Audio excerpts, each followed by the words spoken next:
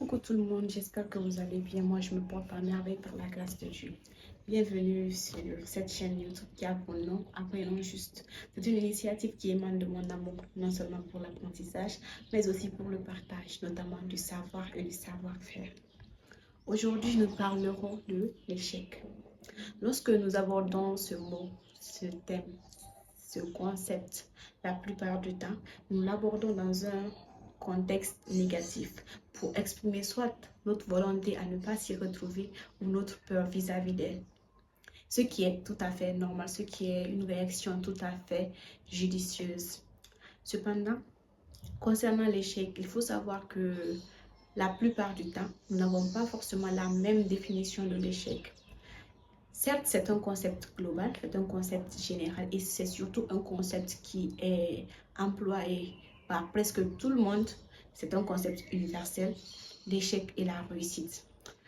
Et la plupart du temps, on peut l'employer tous dans une même phrase, mais ne pas avoir la même vision de la chose lorsqu'on en parle. C'est pour cela qu'il faudrait que chacun d'entre nous connaisse qu'est-ce qui représente pour nous l'échec. Il faut se poser la question, qu'est-ce qui représente pour nous la réussite? Arriver à quel moment, à quel stade, je me dirais que oui, tu l'as fait. Qu'est-ce qui me booste, qu'est-ce qui me motive, qu'est-ce que j'aime faire? Et aussi les choses que je ne devrais pas faire pour mettre en place des points ou des plans d'action, pour mettre en place des objectifs qui vont en conformité avec nos objectifs de réussite, nos objectifs globaux. Il faudrait que nous ayons une vision précise de ce qui représente pour nous la réussite, parce que certes c'est un mot que nous employons très souvent, certes que c'est universel, mais c'est aussi très subjectif. C'est d'ailleurs à cause de cela qu'une personne qui est dans un environnement distinct, qui évolue avec des façons de penser distinctes, une personnalité distincte, et une autre personne qui n'a pas forcément une personnalité contradictoire à celle de l'autre, mais juste différente. La réussite pour le premier peut représenter l'échec pour le deuxième, tout comme l'échec pour le deuxième peut représenter la réussite pour le premier. C'est pour cela qu'il faudrait savoir qu'est-ce que ça représente pour nous exactement. Et je vous conseille même d'écrire, parce que la plupart du temps, nous minimisons l'importance ou la puissance du stylo, de la plume, alors que c'est la première création de Dieu. Cela veut dire que son importance est inestimable. Donc, écrire les choses permet d'avoir une vision un peu plus claire sur les choses.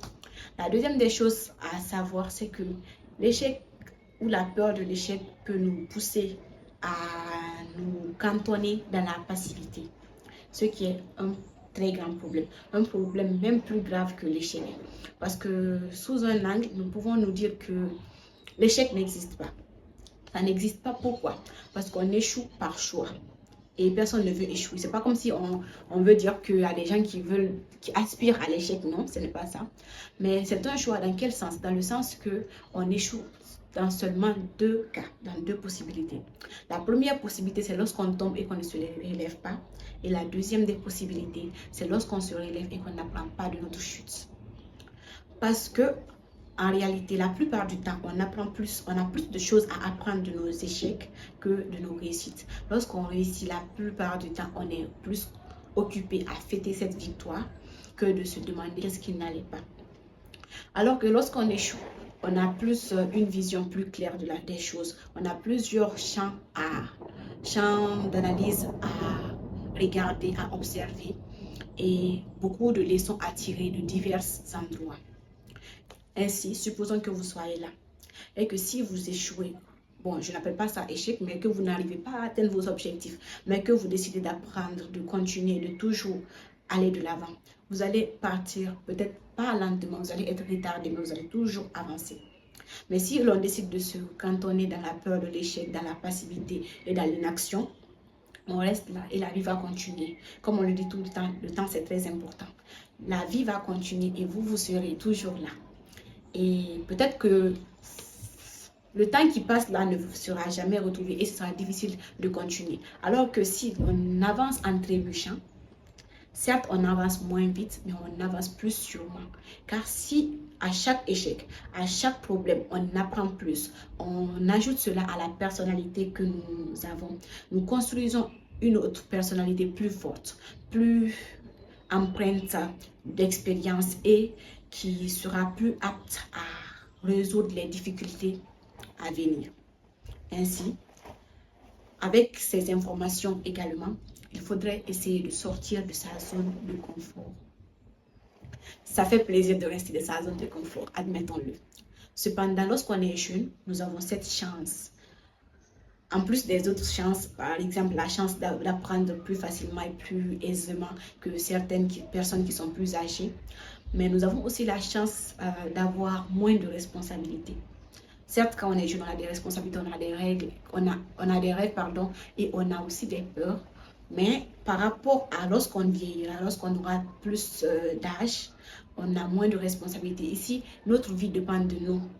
Et certes, il y a des personnes qui seront peut-être affectées par nos choix, mais pas aussi intensément que si nous avons les responsabilités de ces personnes. Par exemple, si nous sommes des pères de famille.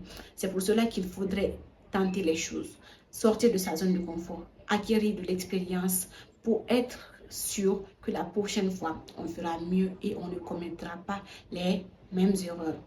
Vous direz sûrement, mais ces expériences, on peut l'acquérir en écoutant la vie d'autrui, l'expérience d'autrui et autres. Je pense que l'expérience des autres, la manière dont les choses se sont passées pour eux, n'est pas forcément la même manière que les choses vont se passer pour nous. Le fait d'écouter, d'apprendre l'expérience d'autrui, c'est pour en tirer des leçons.